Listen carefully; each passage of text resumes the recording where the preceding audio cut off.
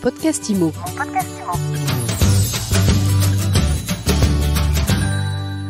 Bonjour et bienvenue dans ce nouvel épisode de mon podcast IMO. Alors autant le dire d'emblée, le moral il n'est pas du tout au beau fixe chez les professionnels de l'immobilier en ce moment. Les ventes sont en chute libre, les agents immobiliers jonglent avec les mauvaises nouvelles. On en parle tout de suite avec Stéphane Fritz, président du réseau Guy Hockey. Bonjour. Bonjour Ariane. Bon Stéphane, vous gardez le moral quand même. On garde toujours le moral, même si les nouvelles sont mauvaises. Alors les nouvelles, justement, vous allez nous en parler. Vous venez de publier une étude sur l'état du marché de l'ancien au premier semestre.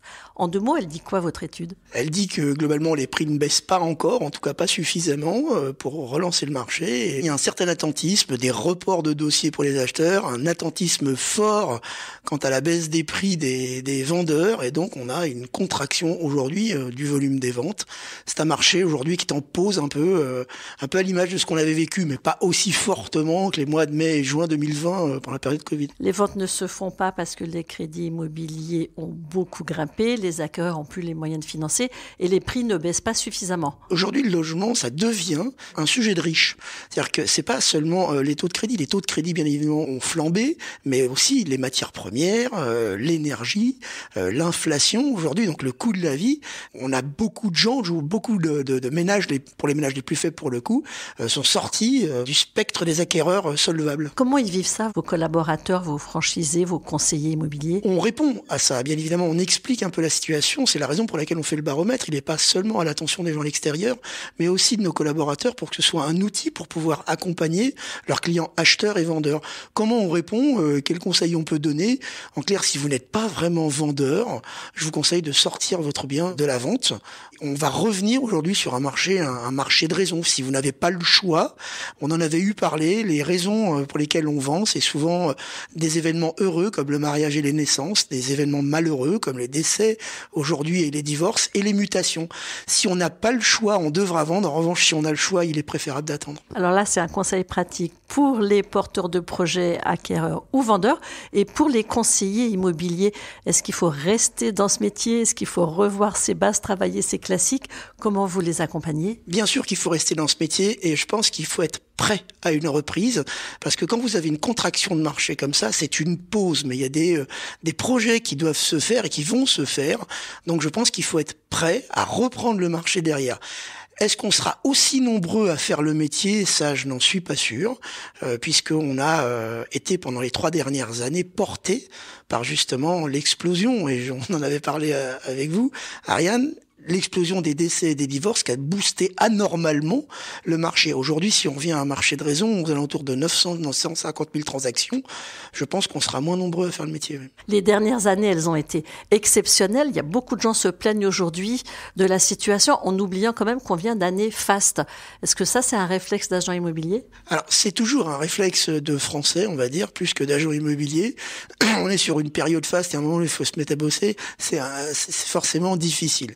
Les années exceptionnelles que nous avons vécues en termes de volume de transactions, jusqu'à 1 200 000 transactions en 2021, aujourd'hui, on crée forcément des vocations. On a eu beaucoup de gens qui sont venus faire ce métier, peut-être un petit peu trop facilement, pas suffisamment formés, pas suffisamment armés à accompagner les Français, mais ça passait. Je pense qu'aujourd'hui, un marché faste, il autorise la médiocrité, ce qui est vraiment un drame pour notre métier, pour le coup, et pour notre image. Donc, je pense qu'on va revenir un peu plus à l'équilibre. On revient à l'équilibre. Parallèlement à la conjoncture, les pouvoirs publics semblent avoir l'immobilier un peu dans le collimateur, en tout cas le niveau des honoraires. On ne sait pas si c'est le pouvoir public, si c'est les gens derrière, on ne sait jamais comment ça manœuvre comme ça. En tout cas, le postulat de départ, je fais le parallèle entre les gouvernants et les start-up. Le postulat de départ est mauvais. La com est trop chère, les agences immobilières n'existeront plus demain. Tous ceux qui se sont essayés n'ont jamais fonctionné. Et aujourd'hui, je pense que l'autorité de la concurrence, ou en tout cas Bruno Le Maire, qui est le ministre aujourd'hui de l'économie, a saisi l'autorité de la concurrence pour avoir ce rapport, dont on va, je pense, démontrer que beaucoup de choses sont fausses. On compare des choux et des navets, on compare des taux de commission européens, sans comparer les taux de charge et le poids aujourd'hui de la fiscalité, qu'elle soit sur le logement, soit sur les entreprises en France, et on sait qu'on est très taxé. Je pense qu'il faut vraiment tout comparer honnêtement. Et évidemment, s'il y a des choses à faire et des avancées à faire, évidemment, la profession est tout à fait enclin, puisque aujourd'hui la profession, elle est quand même le meilleur allié des gouvernants sur un sujet qui les occupe en priorité, qui est la rénovation énergétique, qui est peut-être, à mon sens, beaucoup plus important que de venir voir le taux de com dans un marché ultra concurrentiel. Mais outre ce taux de com, comme vous dites, derrière ce qui se dessine, c'est la dérégulation, la déréglementation, sans doute des métiers de l'immobilier. Comment vous voyez ça? Je vais pas parler à la place des syndicats, j'ai envie de me mettre derrière eux parce que je pense il est important d'avoir un syndicat uni et fort pour parler d'une seule voix. Je crois que Loïc Quentin a bien fait la démonstration de ce qu'il fallait aujourd'hui faire et dire avec le travail qu'il a fait avec les réseaux, avec tous les professionnels aujourd'hui pour aller démonter un peu ces arguments qui sont à mon sens fallacieux. C'est pas que la com qui a été attaquée, la dérégulation, vous l'avez dit, mais la dérégulation, faut se rappeler d'une chose, la loi Gay en 1970, elle est faite pour protéger le consommateur et obliger le professionnel et pas l'inverse. Donc aujourd'hui, la dérégulation, elle nous renvoie à des systèmes où on compare, par exemple, la Hollande et l'Allemagne, où on a une hécatombe aujourd'hui, il n'y a pas d'agence immobilière, le logement s'effondre. Si c'est cet exemple-là qu'on veut prendre, bienvenue. Donc c'est pas encore fait. Et puis accessoirement, il faut aussi dire que nous, les professionnels organisés, formés, une dérégulation, on saura faire. Alors vous, les professionnels, quand vous dites nous, les professionnels, c'est qui derrière? Il y a une profession unique qui rassemble les agents immobiliers, les représentants syndicaux, les mandataires. Quand vous dites nous, c'est qui? Pas suffisamment les mandataires. Je pense que les mandataires devraient être à la table avec nous. C'est toujours ma position. C'est pas une position partagée, je le sais. Mais je pense qu'ils devraient être avec nous au moins pour discuter et défendre la profession. Après, vous savez, moi j'appartiens à un groupe qui s'appelle Arche, dans lequel il y a 5 marques avec Citia, Nesten, La Forêt et Century 21. On est concurrents. On n'est pas, on discute et pourtant, on discute avec des mandataires, on discute avec des syndicalistes, on a discuté avec des pure players également. On discute avec les gens, c'est pas pour autant qu'on n'est pas concurrents sur le terrain. Est-ce que la profession est suffisamment rassemblée face à l'autorité de la concurrence, face au gouvernement? Alors, c'est pas pour faire face. À chaque fois, elle se rassemble pour faire face. Ça, c'est une certitude. On arrive à être unis pour faire face. Est-ce qu'on peut être unis pour construire demain, pour construire la formation de nos collaborateurs, pour construire le service que nous donnons aux Français, pour construire l'apprentissage sur la rénovation énergétique. C'est un chantier colossal, sociétal. C'est pas un chantier de logement. C'est un chantier pour nos enfants demain.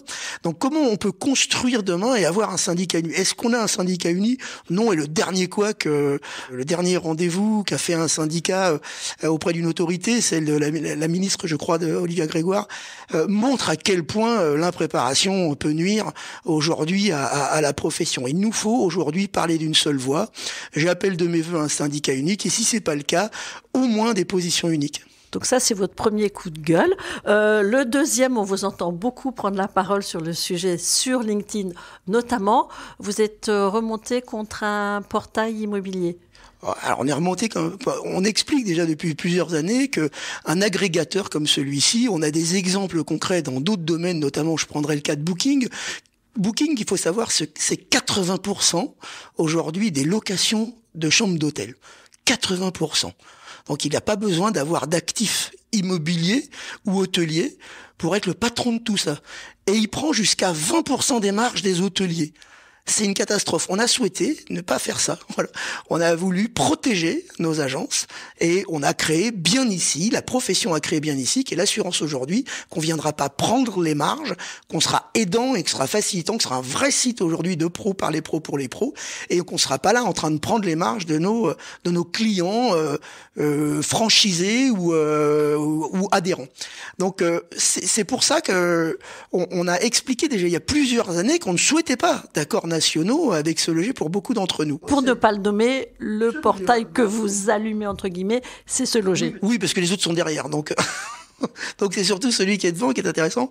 Donc et là aujourd'hui ils viennent de s'ouvrir aux particuliers. Je pense que c'est une pique extrêmement forte aujourd'hui aux agents immobiliers qui leur ont donné la data avec laquelle ils sont devenus riches, et c'est avec cette même data qu'ils viennent poignarder aujourd'hui les agents immobiliers en plein cœur. Donc là moi je dis que non, évidemment qu'on s'est fâché sur ce sujet-là, mais c'est peut-être pour le coup, ils ouvrent peut-être une fenêtre pour qu'on puisse enfin sortir de ce portail qui nous vend notre propre data. Mais quand on regarde l'autre concurrent qui est Le Bon Coin, qui travaille aussi avec les particuliers et les professionnels, ça vous embête moins? Le Bon Coin, c'est pas un site immobilier de pro, c'est un site où on va acheter autant des babouches, des voitures, des meubles, des vêtements que de l'immobilier.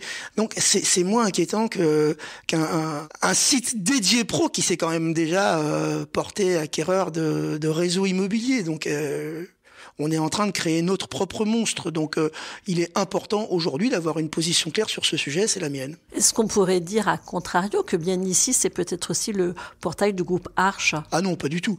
Le groupe Arche aujourd'hui a 30% pour être transparent, et d'ailleurs on peut voir ces choses-là, elles sont publiées, d'accord, à 30%. Par contre, il y a une volonté très claire de Philippe Briand, le patron du groupe Arche, c'est d'avoir une très très forte communication et une montée en puissance de Bien Ici. Donc il est plutôt aidant, mais il n'en est pas le propriétaire. Le propriétaire aujourd'hui de Bien Ici, c'est les pros. Les pros. Et il y a beaucoup aujourd'hui, il y a la FNAIM, il y a beaucoup de gens, acteurs aujourd'hui, en tout cas actionnaires. Et donc, on est sûr que pour le coup, avec des gens comme Philippe Briand au capital de Bien Ici, que le site sera bien protégé. Vos franchisés, ils ont la main de toute façon pour choisir le portail d'annonce. Vous donnez des guidelines, mais c'est eux qui décident. Le franchisé ou l'indépendant sont tous patrons chez eux. Donc, ils ont le choix. On montre le chemin, on a un peu prévenu. Je pense qu'aujourd'hui, c'est Se Loger qui vient de donner le plus grand coup de pouce à la sortie de Se Loger. Merci beaucoup Stéphane Fritz, président de Guy Hockey l'Immobilier.